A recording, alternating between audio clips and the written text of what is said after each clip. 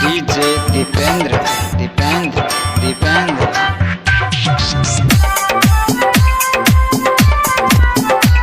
खरियानी बाजार खरियानी बाजार खरियानी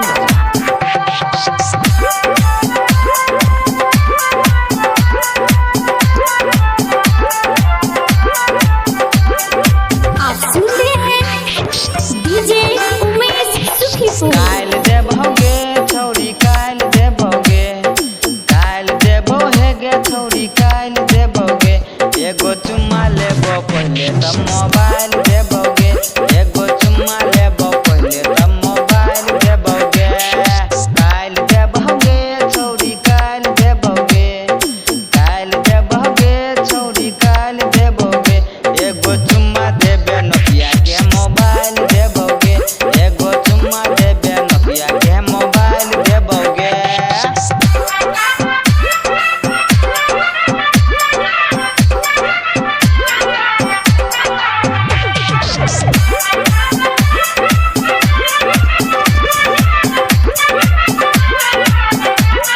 आप सुन रहे हैं डीजे उमेश सुखीपुर। डाल देबोगे छौरी डाल देबोगे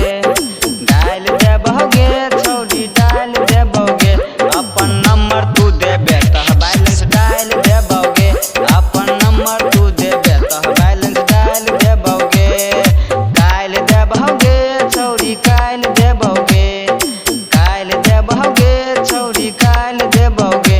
एगो चुम्मा देबे नोकिया के मोबाइल देबोगे एगो चुम्मा देबे नोकिया के mobile देबोगे DJ Dipendra www.umeshdj.in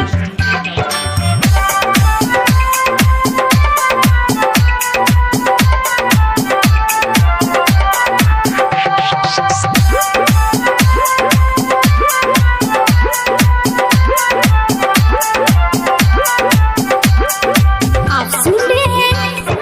DJ Umesh Sukhipur. चल है गे छौरी चल है गे चल है गे छौरी चल है गे हमरा मिल लागी एबे त मोबाइल देबोगे हमरा मिल लागी एबे त मोबाइल देबोगे काल देबोगे छौरी काल देबोगे काल देबोगे छौरी काल देबोगे एगो चुम्मा हमरा देबे त मोबाइल देबोगे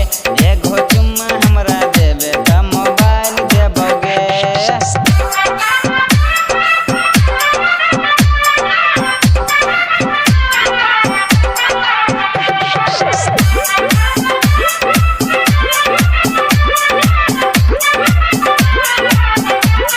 आप सुन रहे हैं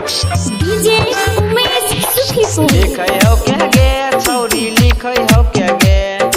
लिखै हो के गे छौरी लिखै हो के गे राइटर शिव कुमार